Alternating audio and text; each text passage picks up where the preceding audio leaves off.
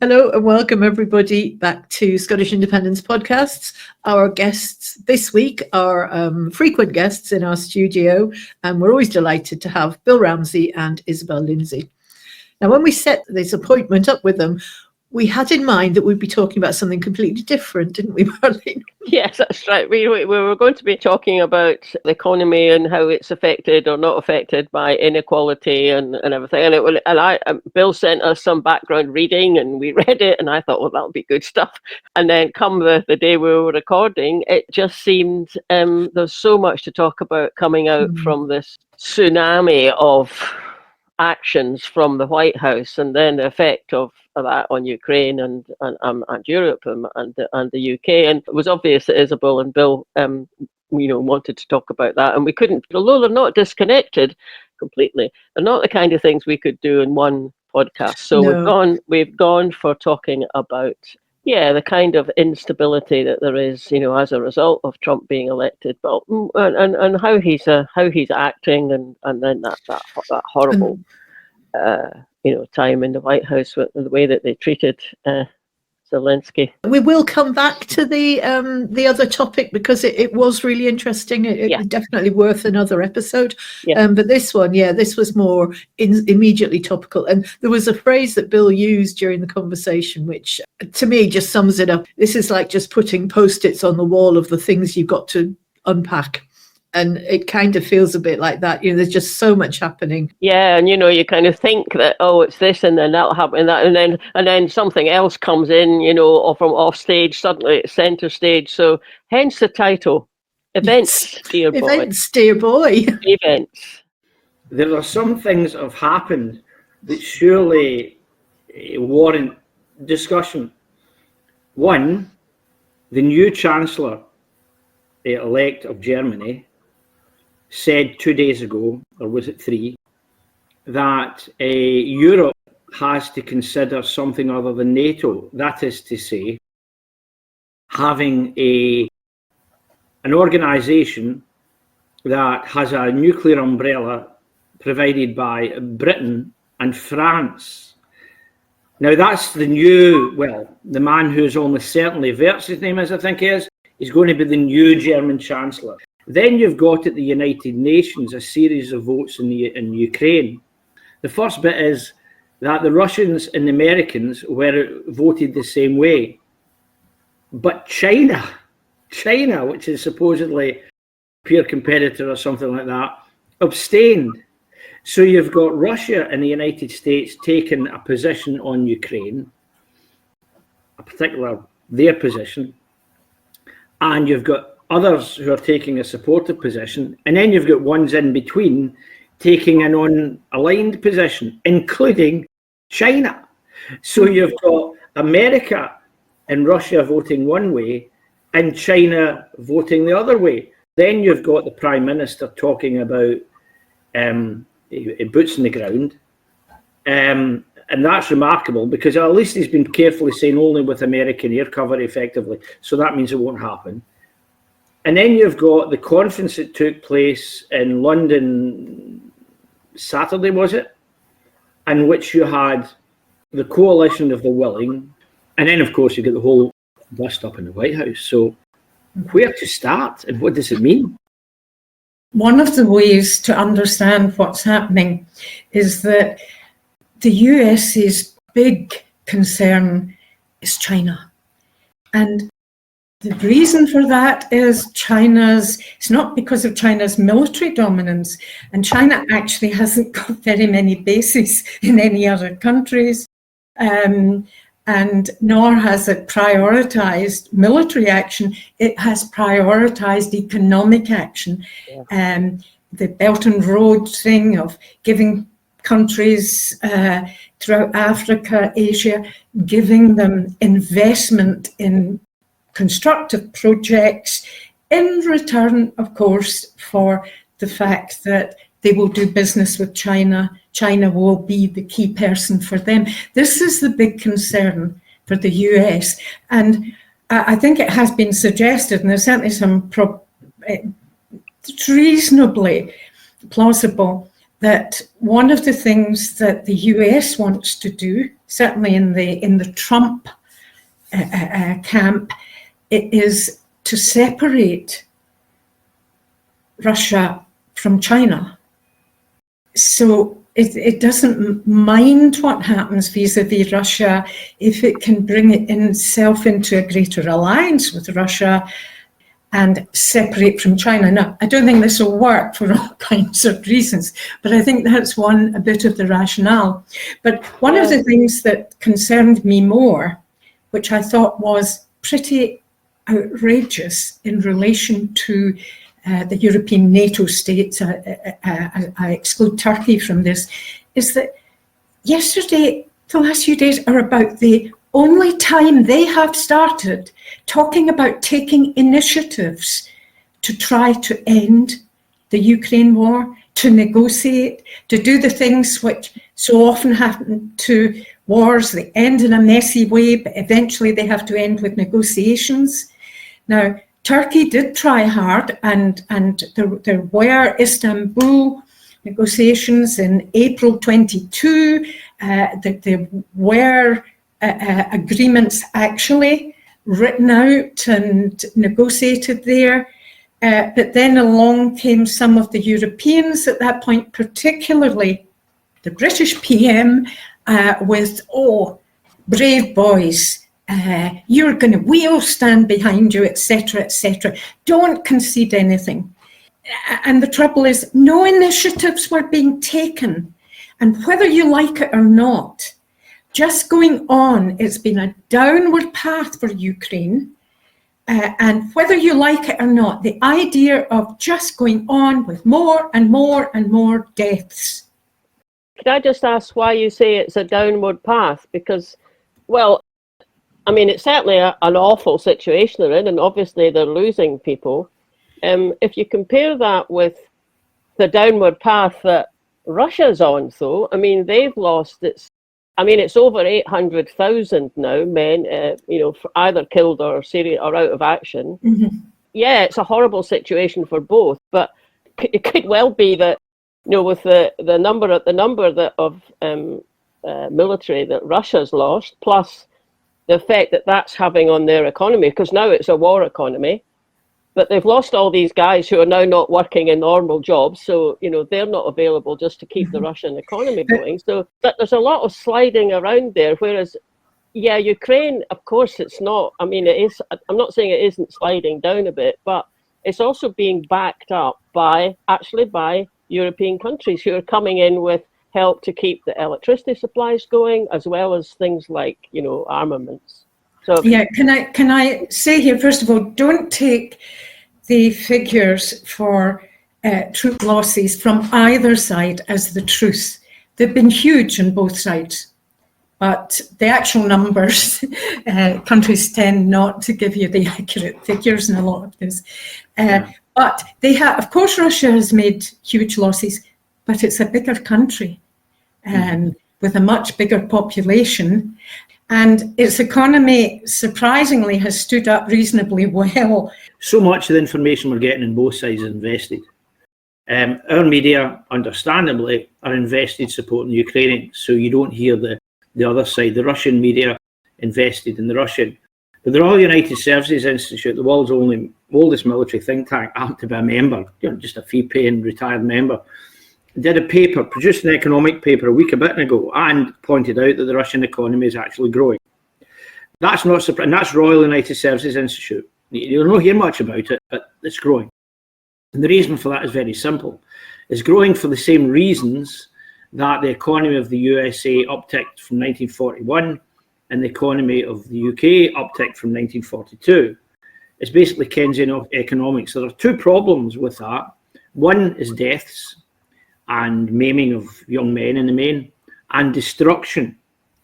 The United States created the middle class of the United States out of World War II. They had to give black men proper jobs and decent salaries. They employed women in decent salaries as well. And so the United States economic miracle, if you can call it that, occurred from 1941-42 when they rearmed. And also, there was very little and virtually no kinetic damage in the United States. There was no widespread damage to the American infrastructure. In Russia, there's very little damage to the infrastructure. Okay, there's the odd long-range Ukrainian drone hitting various refineries and such much, but there's not much. And this is not me, this is the Royal United Services Institute, that the Russian economy is growing, the GDP is up, for very simple reasons. They're needing more employment in the war economy. War economies tend to cause an uptick in economic activity. The downside usually is industrial level deaths and industrial level destruction. If you don't have the deaths, or you don't care, and if you don't have the destruction, and that's not really happening, then the economy actually grows. And I can kind of get my head around why those kind of shifts happen.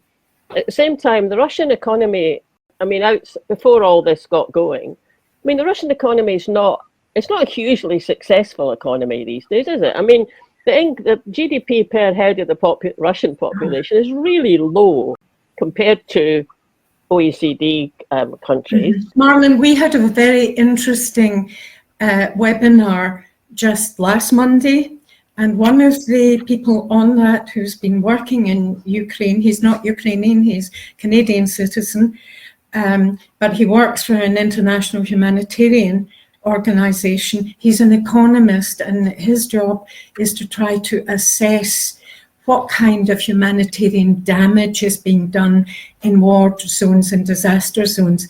And even I was quite surprised by the series of stats that he put up, that before the war, Ukraine was amongst the poorest per capita countries in Europe. It was losing lots of population from out-migration. And of course, as we know in Scotland, so much of that loss of population, it's the young and the more educated who were getting better jobs elsewhere. And of course, there were lots. Zelensky, actually, his election and so on, did stabilize things a bit, but before then, there'd been a lot of instability and corruption in Ukraine. Now, the problem is that the war has resulted in a population loss of about 8 million. That's the formal figure, because of refugees, with people leaving, young people leaving because they didn't want to be drafted. But you've had this big loss of population, and again, most of it has been the younger population. So it is starting with a country, and this is another thing that really has angered me about some of the Western commentary. They've kept on about, we need more defence expenditure, more defence expenditure. None of them has been saying what we need is a major reconstruction fund for Ukraine when the war ends, because sometime or other it's got to end. Ukraine was not in a good way at all beforehand. It's in an even worse way now, with its population problems, with the extent of the poverty, with the extent of the damage that's been done by the war. So it's not in a strong position. Biden did ask one of the US senior military figures at the end of 22 to do a report on where the war was going. And his conclusions in that report was, Ukraine has done quite well in stemming, some of the initial advances. It's done quite well. But he said at this point, his estimate was that was peak achievement. And that after that, everything was on its way down. What he was recommending to Biden, this is the time where Russia is weaker, Ukraine's looking a bit better, to push for a settlement. And Biden just slapped him down. So that was Mark Milley, who was the senior uniformed person in the United States. It was in the autumn of 2022. Mark Milley turned around and said, the Ukrainians have retaken Kharkiv, Russia's in the back foot, settle now. Now, what happened was he was slapped down for saying that. The squad, the left of the American Congress, as they're known, Ocasio-Cortez et al., echoed him, and they were told to shut up as well. And, you know, then you had apparently negotiations in Turkey that were going somewhere, and then they were vetoed for some reason. And the point about the economy, I've managed to pull up the Ramsay article. The headline says the following. This was by Dr. Richard Conley in the 22nd of January. And this is Ramsay, Russia's wartime economy isn't as weak as it looks. And the first sentence says, Russia's economic resilience is defying expectations, enabling the Kremlin to sustain its war efforts in Ukraine despite mounting challenges and raising doubts about hopes of a swift resolution. That's not a Russian website. That's the oldest military think tank in the world. The premier one in Britain. These are not, you know, pro-Russian people. Fair enough, but that's not the sign of a sustainable, strong economy. There's a terrible mistake that is made. It's understandable, and it's a kind of shorthand when people talk about Europe. 40% of European land territory is Russia. Russia is a European power. You might not like it. There are very good reasons for not liking it, but we do share a continent. It's not the old Soviet Union was divided between Europe and Asia, but Russia isn't. And we have to remember that it is a massive country geographically, and it has a lot of resources there. Yes, it's not a per capita prosperous country, but it's not the poorest, and it has a lot of resources. And ironically, one of the reasons, it's a secondary reason, but one of the reasons why the Russian economy has been doing better than was thought is because a lot of companies left, and it was Russian companies that filled the gap. They bought them cheaply, the same way that they did when the Soviet Union collapsed. I mean, yes. I mean, that's true. And of course, you're right. You just have to walk around a city like St. Petersburg. It's a European capital. You know, you look at the architecture and the layout and everything. It's just like a load of other big, beautiful European capitals. So, I mean, that's true. But at the same time, Russia's ruled by a pretty barbaric dictator now, backed up by oligarchs. I mean, maybe not, maybe to the same extent that he was before he launched his 3-day, victory march into Kyiv, but it's not European in that sort of sense. I mean, it is European culturally, even maybe still. It doesn't matter. I mean, its economy. A lot of the exports are now going to India. Yeah. The oil is going to India, going into ghost companies, and ending up back in Europe. That's happening to some extent. So a lot of the slack on the energy market has been picked up by India, by China, by various others. And there are issues over Russia's relationship with China as something is subservient. I mean, there's no two ways about it. The Russians will have to watch themselves, or China will gobble them up. But in a sense, it's not that the Russian economy is doing brilliantly. It's simply it's not doing particularly badly. It's not that much. It's not a decisive issue. Let's put it that way. The economic stuff is not a factor that's going to cause Putin to settle. And at the end of the day, what happens after the war we'll have to see what happens. Because remember, our economy upticked from 42.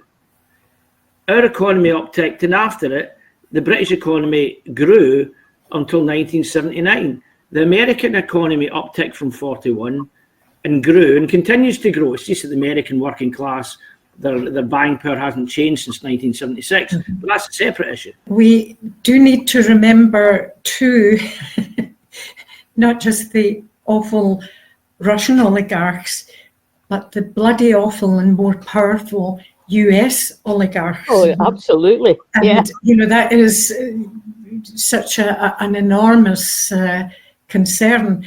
But I'd like to get back to what the implications are for us, because we're in a situation where the UK, for decades, in order to try to sustain the phony image of being a global power, imperial splendor, etc., what it did was just to cozy up to the US. and give the US whatever the US wanted. And in return, Trump, this afternoon, tomorrow, he could sit and sign one of his edicts in the Oval Office, which said the US will no longer lease Trident missiles to the UK. Yeah. Just like that.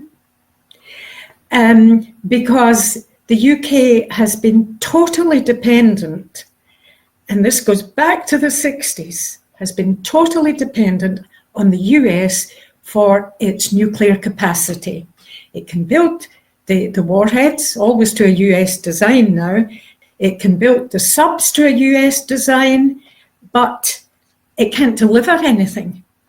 Is that also the case with the anti-aircraft missiles that the Ukrainians are using? Because it's American technology, was my understanding. And if they take that away, it leaves, okay, you've got the rest of Europe saying, oh, suddenly we've got to do something. And it does seem to have injected some urgency that doesn't appear to have been there before. Yeah, I mean, the key actually is in terms of the Americans are not, I mean, the Americans are not going to sell or give over operate, for tactical and operational reasons, armaments that are duds. That's not going to happen. So the missiles will be fine. That's not the issue. Any material we get from the United States will be fine. It's not that. It's about Britain, and it's about a post. There's discussion now about a post-NATO Europe, and there was a point about the new German Chancellor, the man who's likely to be, and what he said, talking about a Franco-British nuclear umbrella. But look at Trump's Isobel was saying, look at Trump's transactional attitude. You do what I want. If you don't, then we're going to slap tax off you. You could take the missiles from the British.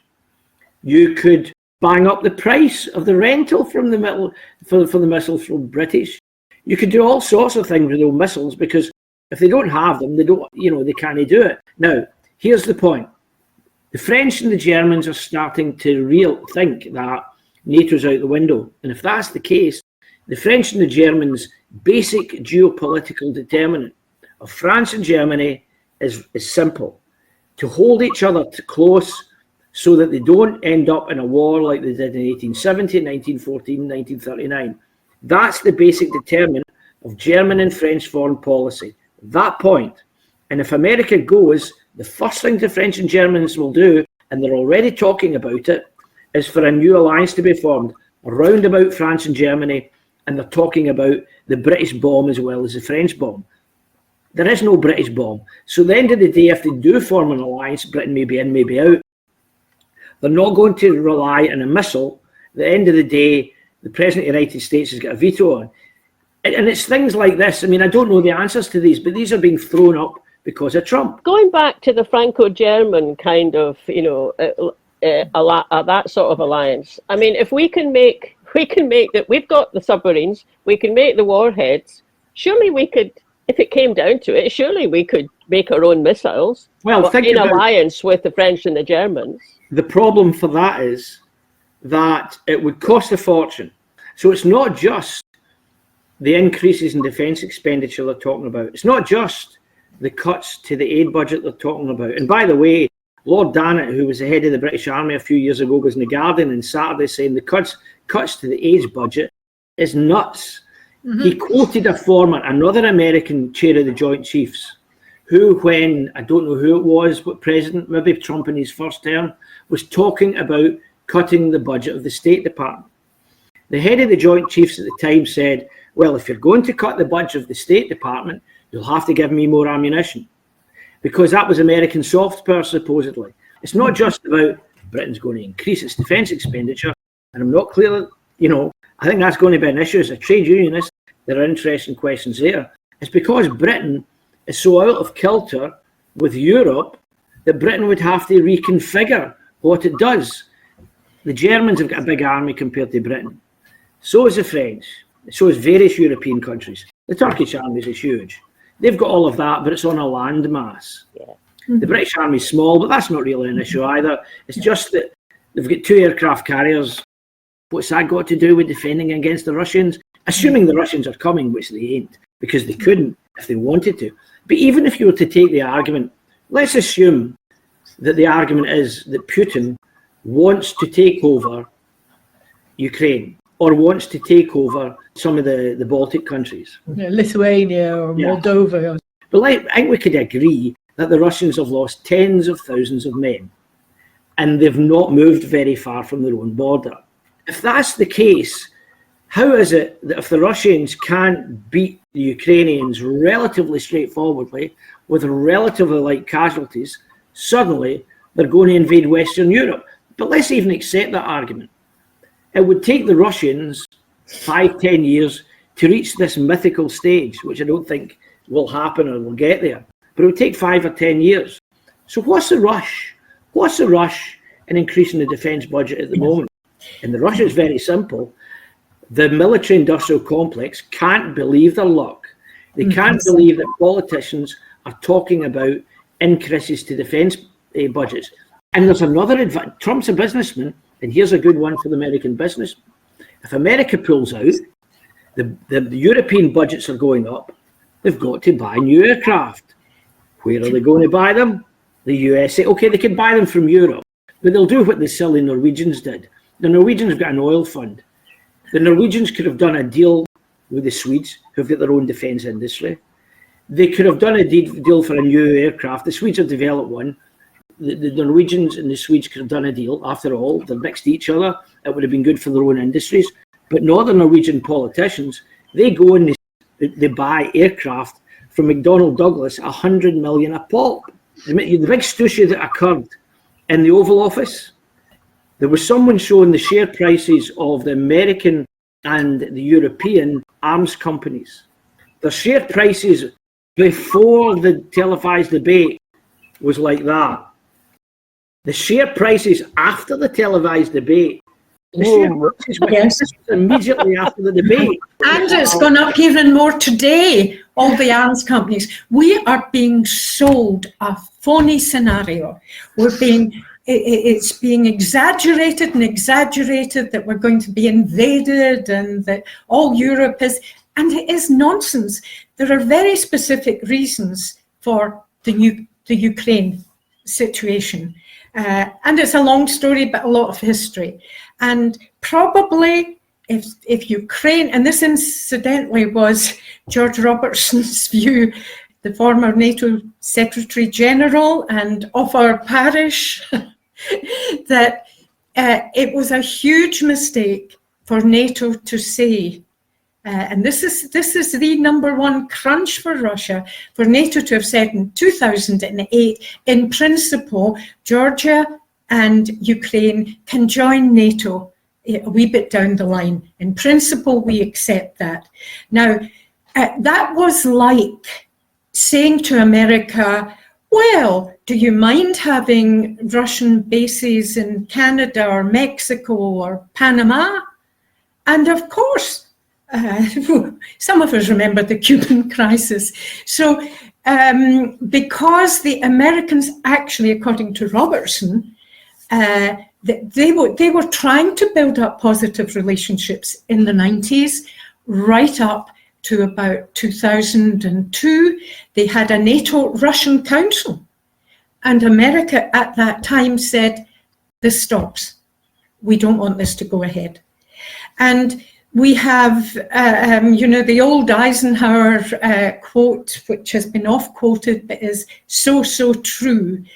When he retired, he said, I have to warn you about the dangers of the military-industrial complex. And we are seeing that today because they are desperate to make money or to increase the strength of their organizations, and therefore they are spinning these stories, you're about to be invaded. And remember that despite the fact that Russia was given the assurances after the collapse of the Warsaw Pact and the Soviet Union that NATO wouldn't move eastward, and then as soon as that, it did move eastward. Yeah, that's true. And I mean, I remember not long ago, I saw a map of what NATO looked like some years back. So it was probably 15, 20 years back. And if you look at that compared with the NATO countries now, I mean, from a Russian point of view, you can understand they're going, hey, wait, look, you're really encroaching on us, and then you add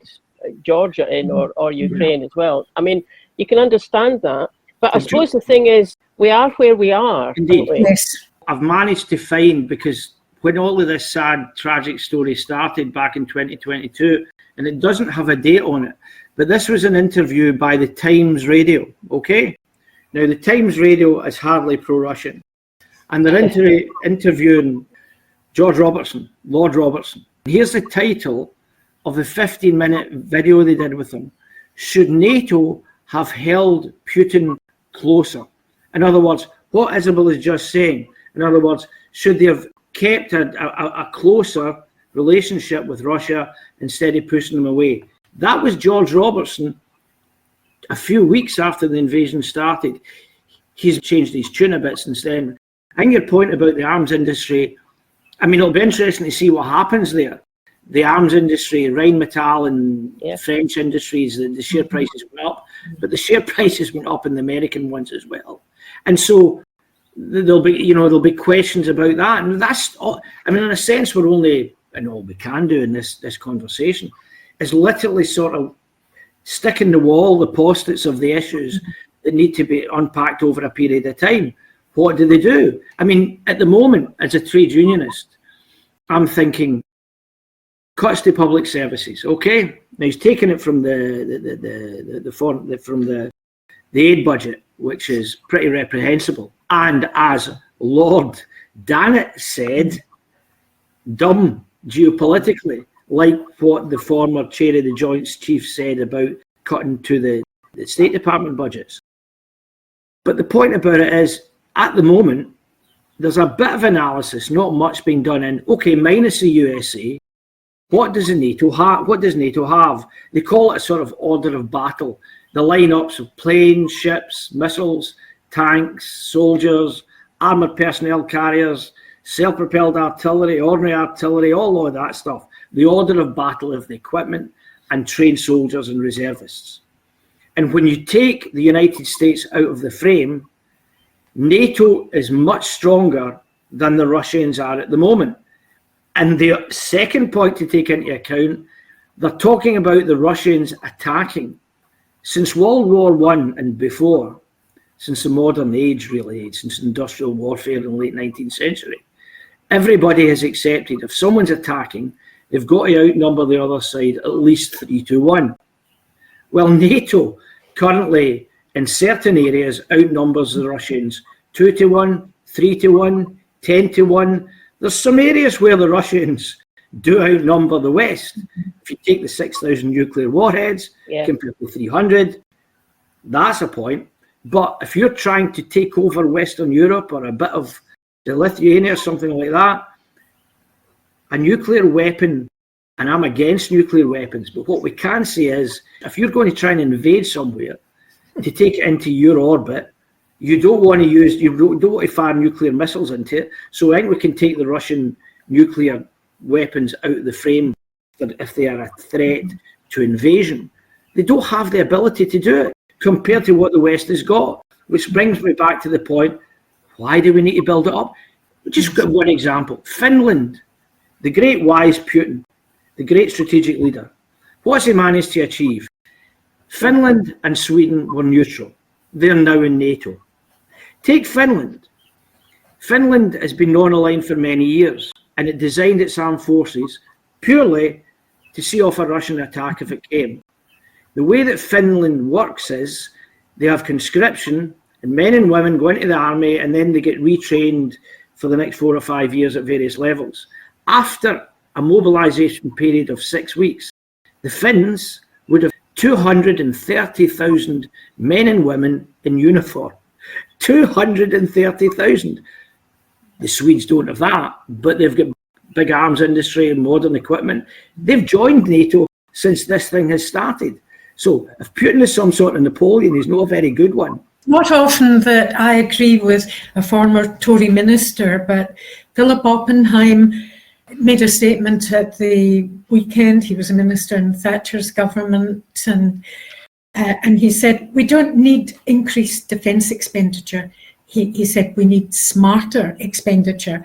And he said, just Ministry of Defence, the defence establishment in the UK has been totally incompetent.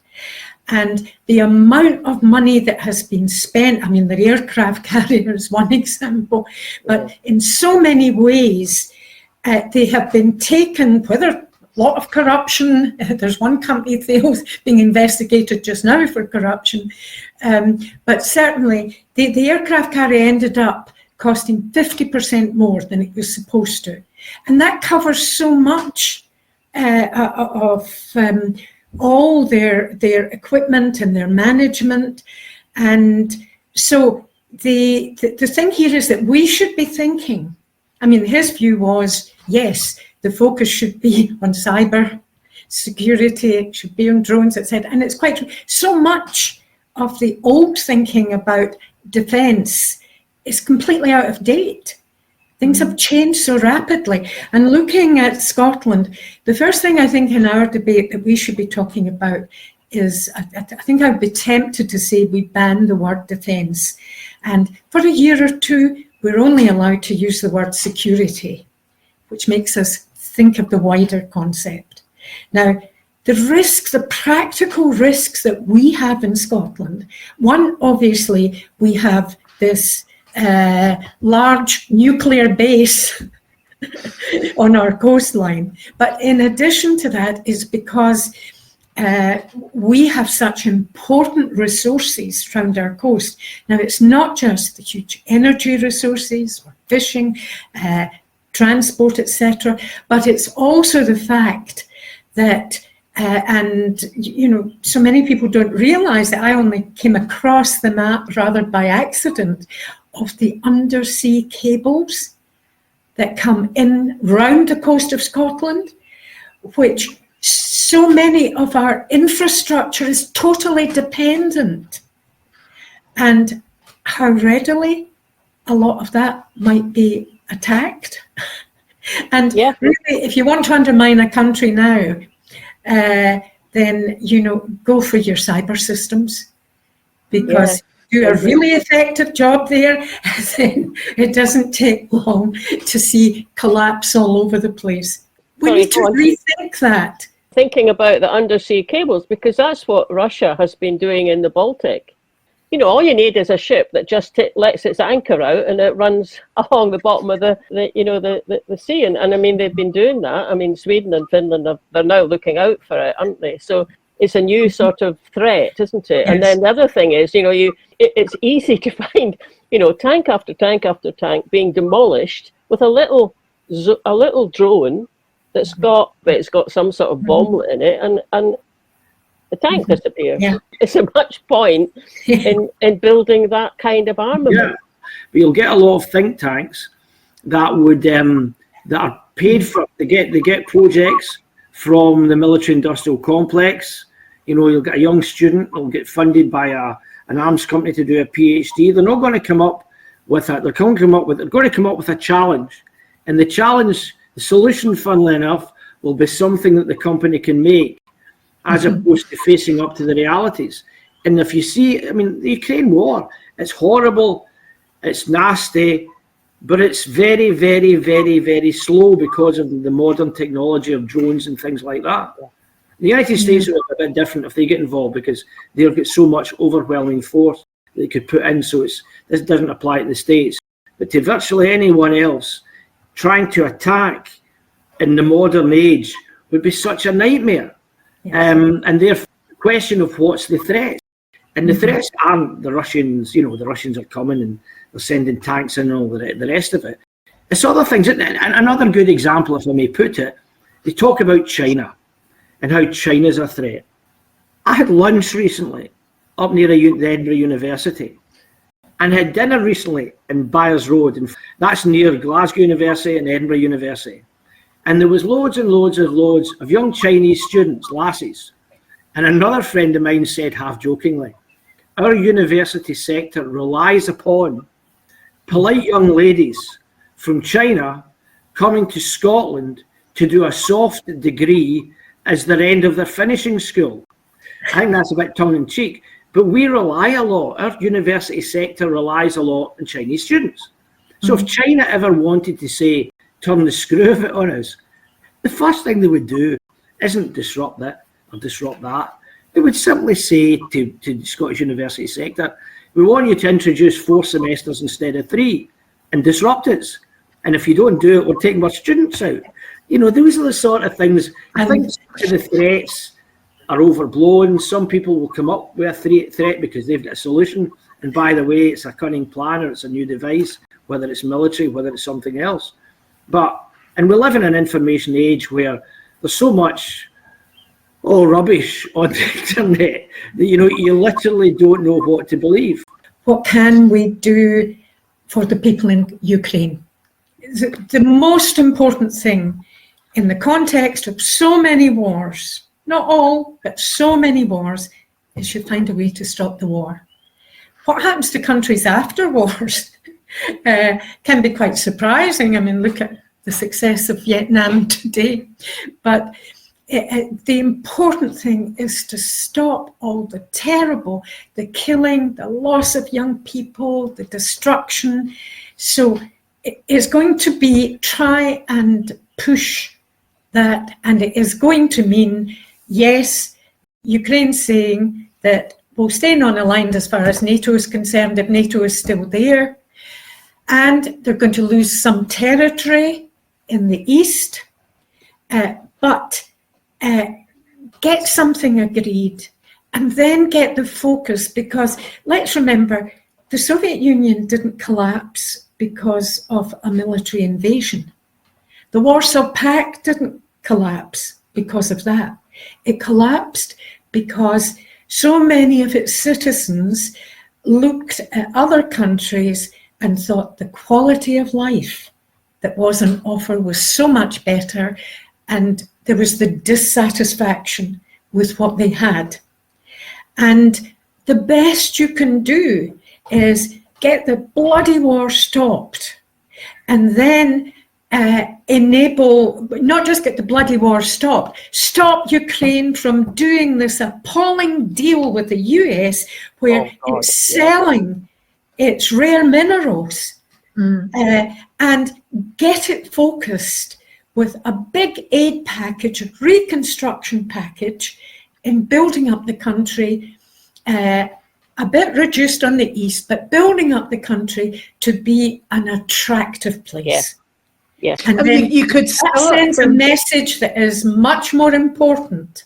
One of the benefits of having your country blown to smithereens is when you rebuild it, you could rebuild it state of the art with, you know, net zero energy sources, beautifully laid out. You really could make get everybody invested in it. Yeah, I mean, so they lose the Donbass over in the east, and even Crimea. I mean, I know that would be tough for the Ukrainians to go along with that, but actually there's a huge historical, almost existential connection that the Russians feel with Crimea. It goes back to Catherine the Great, I think, doesn't it? I'm sure we've talked about that in previous chats. So, I mean, I can see that would be tough, but exactly what you're saying, let Russia do what they'll do in the Donbass. They probably won't put much money into making it into modern kind of regions again, but let Ukraine get on with it with Western European help. How do you preserve that, though? Because as one of the points that Zelensky was making in the White House was that over the last, I think it was 10 years, the Russians have broken 25 ceasefire agreements and 25 peacekeeping agreements. So somebody has to be keeping the peace. And we've relied on it being America and NATO. But if that's no longer the world order, then it is going to have to be something different. It's going to have to be Western Europe. Yeah, it's going to have to be Western Europe that does it. And maybe that's where Starmer's saying, French, British boots on the ground. I'm not so sure about the troops. That's not going to. The Russians are not going to tolerate NATO countries in a peacekeeping force, and Starmer knows that. I mean, Starmer, in the same sentence earlier today, said, "We'll only go if we've got American backstops." And Putin has made it. I mean, UN votes where Russia and America are voting one way, a lot of other countries are voting another, and China, I repeat, was abstaining. You're not going to get that. But I think, in a sense, that the irony is, if you look at, as you were talking about, look at the end of World War II, the Americans sort of won the peace. because they through the Marshall Plan, they rebuilt Germany and gave it a constitution that better than their own, that has served the purpose more or less until fairly recently, in fact until this war. And Japan, where they did the same. They rebuilt Japan and they put in a constitution. I'm not suggesting that the West interfere in the politics of Ukraine. I'm not suggesting that. But in terms of like the Marshall Plan, if it was good enough for Germany and Japan, why can't we do a Marshall Plan or something like that for Ukraine? You know, it's not as if it's like a new idea. It's happened before, and not just before once, but before twice. And neither Japan nor Germany are seen as economic basket cases. Partly because, as you say, they rebuilt the modern equipment. And do remember, it's difficult, it's the historians who may find this, so we don't know what the psychology was that made Putin launch this war. Obviously, they were giving aid to the rebels in the Donbass area who were, because it's got a large ethnic Russian population, and in the case of Crimea, it's got a majority ethnic Russian population.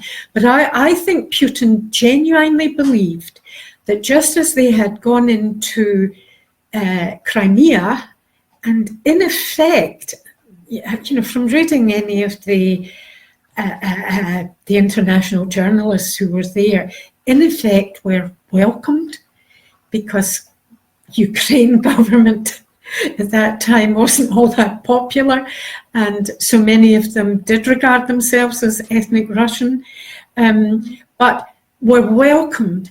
I think Putin probably genuinely thought he was going to invade, and the Ukrainian population were going to welcome the Russian saviors, that it was going to be an easy take.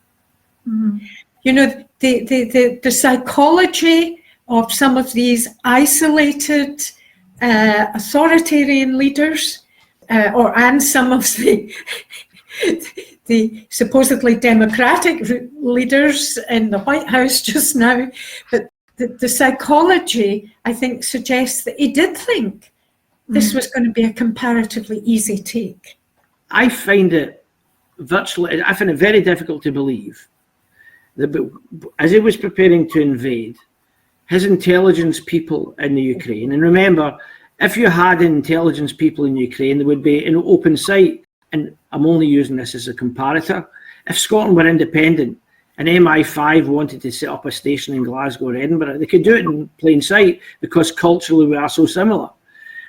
What must have been the same for the Russian intelligence services. I find it amazing that they didn't realise that the Ukrainians were not going to lie down. I could be wrong here. I suspect they'd be sending Putin reports saying this is not going to work, and he delusionally just poo-pooed it. I mean, it was he surrounded himself with yes men in exactly the same way as Trump has done. He's never going to get a straight answer anywhere. Very good point. That's exactly what Trump's doing at the moment. I was with friends today. They'd been on a cruise, and they were in their cruise, and it was down in Brazil, and there was a lot of American folk of a certain age, and they were shocked by the number of these Americans with a bit of money, so they assumed because they had a passport they were relatively sophisticated, and they were banging on about Trump in the most glowing terms.